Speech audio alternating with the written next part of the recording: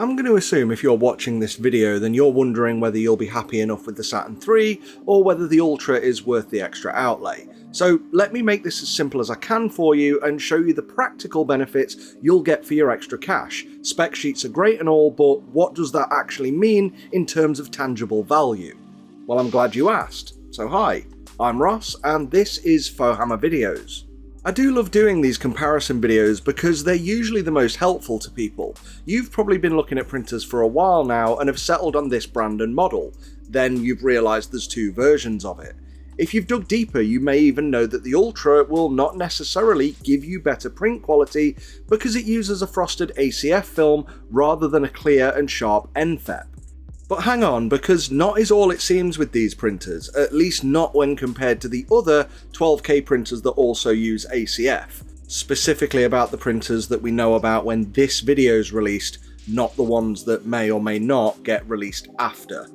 So then, the Saturn III, the one with the red lid is the Saturn III and the one with the black lid is the Ultra, and that one also comes with a metal based chassis too. This has no immediate benefit to you, but it does look a bit nicer. Though there are some more differences.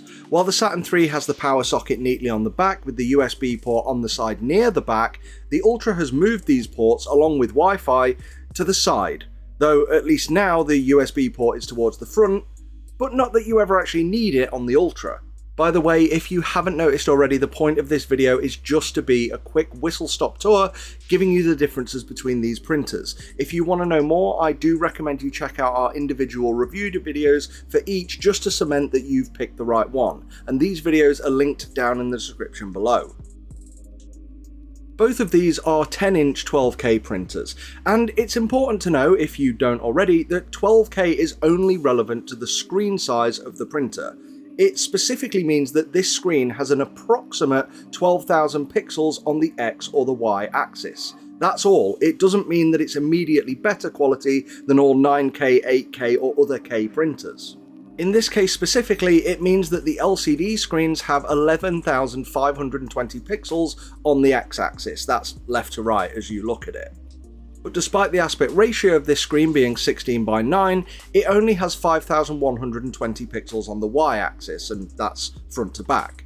If you know how to calculate screen sizes and pixels, then you'll know that that's lower than the 6480 you'd expect on this size of display. And that's because the pixels in this display are rectangular, where most other printer displays have square pixels. This doesn't cause any issues. Each layer of your print will still render using the right amount of pixels for that image. But to keep things simple, we can only measure this display by its weakest value, and that's the Y-axis's 24 micron pixels, where on the X-axis the pixels are only 19 microns. So when comparing these printers to others, ignore the 12K, completely ignore it, and look at pixel size. Yes, you can look at PPI as well, but we don't. We've just adopted pixel size as the main unit of measure for printers. Smaller is better, so compare those printers' pixel sizes to the 24 microns on this one. But this generation of printers has confusingly proven that this single measure of detail isn't everything. Things like the type of light refracting lenses inside the printers and the type of release film used also bear significant weight on the quality of your printed models, but I'll come back to that. So we've talked about the screen size, and this also tells us the build area, which is 219 by 123mm. But when we talk about build volume, that also takes into account the extra height, and this is where the Saturn III Ultra wins thanks to its extra 10mm, so you can print slightly taller things. And this extra space is thanks to the Saturn III having a different levelling mechanism to the Ultra. On the Saturn III, the mechanism is the typical 2-point ball head that Elegoo have used on pretty much all of their printers. I've said many times in the past that I do have more issues with these coming loose after long prints, and they need to be re-levelled more frequently. But, despite many commenters arguing against this, it seems Elegoo agree, since they've also included the much preferred 4-point bolt mechanism on their more premium printer, the Ultra. In any case though, the levelling process is pretty much the same. Just unscrew whatever bolts you have, send the bed to home, hold down on the plate whilst tightening the bolts, and for the sake of the Ultra, do alternating corners. Then just back out of the menu and press Z equals 0 to tell the printer that this is the absolute 0 position as a reference for all future prints. Just a quick reminder though, if you do buy one of these printers, it really helps us out if you click our affiliate links in the description before you buy. There's no cost to you, but we'll make a commission. The most important thing though is that it shows Elegoo how valuable our reviews are, and it encourages them to keep sending us printers so we can help you more in the future. So what else is different between these models? One of the main things is the screw for the Z-axis. Whilst both have dual linear rails, the Saturn has a basic lead screw where the Ultra has a much thicker and more stable ball screw.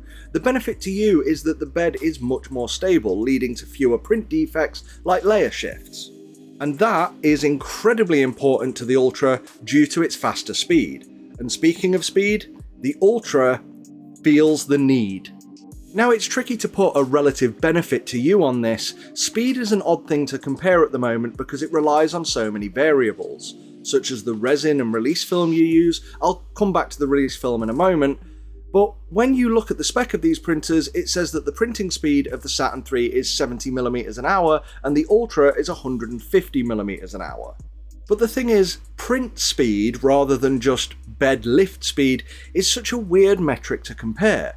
What layer height is this, for example, and what resin's being used? What's the cost? Because I've seen so many times that prints from a dedicated fast resin looks terrible when compared to standard resins printed at standard speeds. It would just be far better to know the maximum movement speed of the bed, because I set my Ultra to 900mm a minute in the slicer, and when I sliced it told me that the print would take about an hour. This is obviously beyond the motor's capability, because the printer told me it'd be 4 hours. And for reference, that was at 30 micron layers. So based on the rough guesstimate, that I would say that the max speed of the Ultra is around 250mm a minute, but that's really a guess. Neither are the fastest moving printers on the market, but they're close enough. But that's a good thing, because faster speeds frequently offer little more than worse quality models. But hey ho, I get it, some of you out there want fast printers. Based on the spec alone, the Ultra is slightly more than twice as fast as the Saturn III. However, as I said, you need more than just a fast printer to print models fast. Supporting the speed is a new type of release film that comes as standard with the Ultra. ACF is a frosted film which allows prints to release up to 30% easier than clear PFA release film that you get on the Saturn. And there are a couple of things you really need to be aware of with ACF. First is that its performance benefit is directly relative to the speed of your preferred resin can print at. More detailed resins are typically harder and more brittle. Due to their properties, you want lift speeds of around 60mm a minute on traditional and clear PFA release films. With ACF, you get a 30% speed boost, so it goes from 60 to around 80mm a minute. That's not a significant improvement.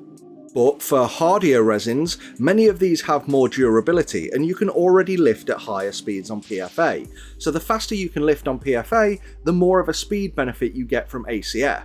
Now, in my own testing, I used my own Wargamer resin, and I was able to max out the speed on the Saturn III Ultra and still get a very successful large print. Though I would probably slow it down a good way if I was printing miniatures, just to ensure the ultra-fine supports don't tear during a print. But the other thing you need to be aware of with ACF is that because of the frosted surface, it does reduce print quality. Now, results may vary on this, because my first experience with ACF was on the Hallett Mage Pro, which, well, just watch the review to see what I thought about that one. I then got it on the Anycubic M5S, where it significantly diminished the quality. And I've also tested this on Elegoo's own Mars 4 Ultra, and again, you can see a quality drop. But for no reason that I can now explain, on the Saturn III Ultra, the quality difference is minimal to the point of almost imperceivable. In fact, because of this diffusion the ACF creates, it also helps to hide layer and voxel lines on your prints, giving a more consistent, though very mildly textured, in a matte way, surface. Now, in my Saturn III Ultra video, I originally hypothesized that this was due to the new special light source on that printer. The Saturn III is already using a Fresnel lens, which basically directs UV light in more of a straight line towards the build plate rather than outward, which causes LCD blow. Fresnel lenses help LCD printers operate much more like DLP printers, and those ones are insanely sharp and more accurate, but they're really small and have very large pixels. The Saturn III Ultra, however, uses what Elegoo are calling a refractive light source. Yeah. I mean, a Fresnel lens is a type of refractor anyway, so I'm guessing this is just a very specially engineered light source made specifically for this printer. But anyway, I initially expected that this special lens is what makes ACF look good on the Saturn III, where it looks terrible on other printers. In the past, my experience has clearly shown that it heavily softens edges whilst causing weird crosshatch grain on every surface. So to validate this, I decided to put the ACF VAT on my Saturn III and that printer's PFA VAT on my Ultra. The expectation, of course, was that without the special lens, the Saturn III would be heavily overexposed due to the ACF film and the Ultra would be significantly sharper. But no, prints from the Saturn III with ACF look just like prints on the Ultra with ACF, and prints with the PFA on the Ultra just look like they do on the Saturn III with PFA. So the special Ultra lens isn't doing anything significant here. And this is why I say your results may vary with ACF. Perhaps there's a lottery of success when you buy this stuff. Sometimes good, sometimes bad. Maybe it's a different brand that Elegoo have used here, I just don't know. But whatever the ACF film is on the Ultra has completely changed my opinion of this stuff. But I'm genuinely scared that if and when I do replace this specific sheet, I'll not be able to get something this successful again. So I have reached out to Elegoo to ask what the difference is. So look, ACF, it's still new and we're still learning it. But as of right now, all I can genuinely say is that the Saturn III Ultra has finally realised what ACF originally promised: comparable quality at faster print speeds. And that isn't all when it comes to the differences in these printers. The Ultra still has significantly more to offer. The first of those is the Wi-Fi function. This is super easy to set up, just connect it to your network in the printer's UI. And once you have your slicer, I used Chitubox, will find the printer on your home network so you can send prints remotely and start them remotely too. So on the Ultra, there's no need to use the terrible quality USB drives that you get with these printers. And speaking of that UI, it is completely different between printers. The Saturn III is very basic and is Elegoo's very standard approach. It does the job and it does it fine, but it's really looking its age now and has for a couple of years. The Ultra though is so much more in depth. With a full HD display, much deeper menus, all the same functions are there, though with manual movement of the bed on the Ultra now allowing 50mm increments, where the basic is limited to 10m increments. I mean, it's a minor convenience thing, but it's there. Also with the Ultra, you have the ability to adjust settings mid-print. If you get print fails, you may just start again, but let's say you're dialing in your exposure speed or something like your settings, while the base layers are curing, you have enough time to just quickly change the normal layer exposure time, the lift and retract speed, whatever you like, and that saves you constantly going back to your slicer on your computer just to tweak it to print another test. And also, while both printers come with an abundance of extras in the box like scrapers, gloves, paper funnels and cheap USB drives and other gubbins, the best feature is Elegoo's integrated carbon filter, and whilst each printer only comes with one device in the box, the Saturn III Ultra has space in the chassis for two, but you will need to purchase that extra one separately. But that is pretty much it between them. In summary, the Ultra is a significant value add over the base Saturn III. It's got a metal chassis, it comes in blacks, it's got Wi-Fi printing and supports 2 resin filters. It has a much better leveling system and a more stable ball screw to prevent layer lines or other defects coming from the Z-axis. It has a much better UI that is actually functionally more helpful. It can print twice as fast as its counterpart so long as you've got a compatible resin, and for once, though I'm genuinely may have just been lucky, it has an ACF film which allows for that speed improvement without a significant reduction to quality. So yeah, I think it's clear, the word Ultra is far more than just window dressing. This is the best printer that Elegoo have ever made, and they're absolutely killing it right now. The price of this version is certainly worth it and more for the extras you get here. And if you want the absolute best printing quality, then you can just swap out the ACF film for a PFA sheet on the Ultra. But what a lot of people are doing now is buying a spare resin vat, putting ACF on one, PFA on the other, so they can choose between speed or quality whenever they wish. But honestly, even for miniatures, this is the one time I'm probably going to stick with ACF, and I'm just going to pray that when I replace it with a new sheet, it's just as good. Please let me know which of these printers you decided on and why down in the comments section so I can understand what it is you want from 3D printers.